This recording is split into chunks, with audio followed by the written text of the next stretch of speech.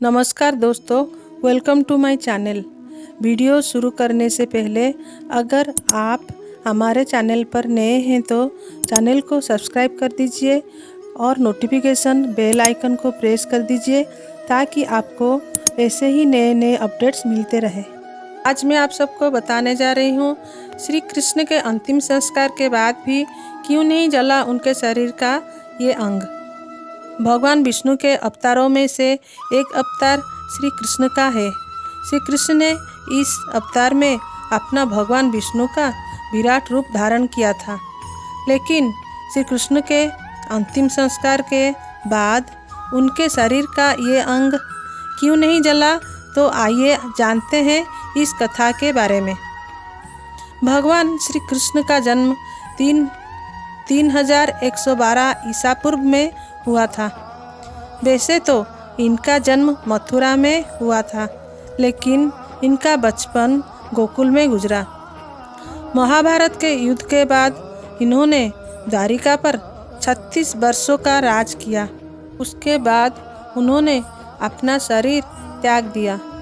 उस समय उनकी आयु 125 वर्ष थी।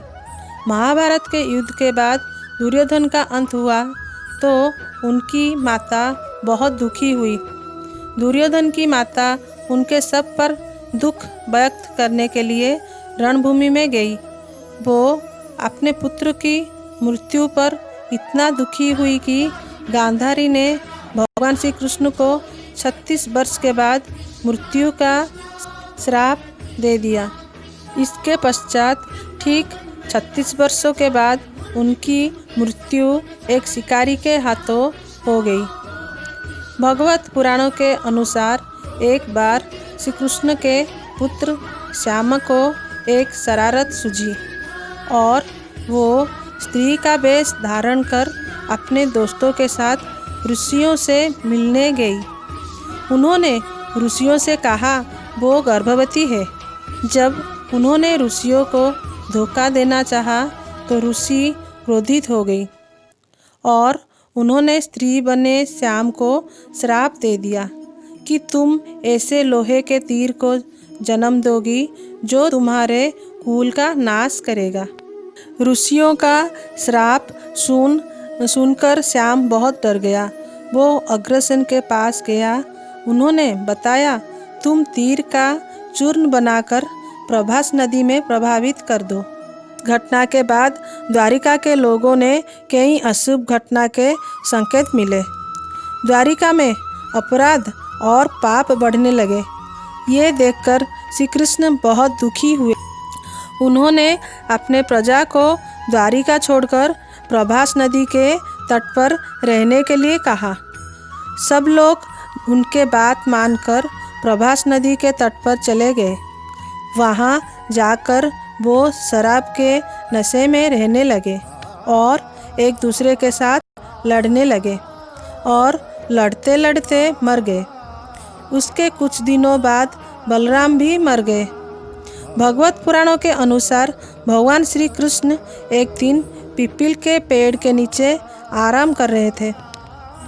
तभी जरा नामक एक बहेलिया ने श्री कृष्ण को हिरण समझकर तीर मार दिया, जिससे उनकी मृत्यु हो गई। इस तीर में उस लोहे के तीर का अंश था जो श्याम के पेट से निकला था और यहाँ साक्षात भगवान विष्णु विराजमान रहते हैं।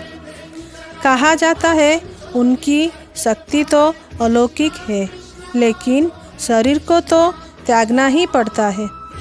जब भगवान श्री कृष्ण की लीला समाप्त हो गई तो वो अपने शरीर को छोड़कर स्वर्गलोक चले गए।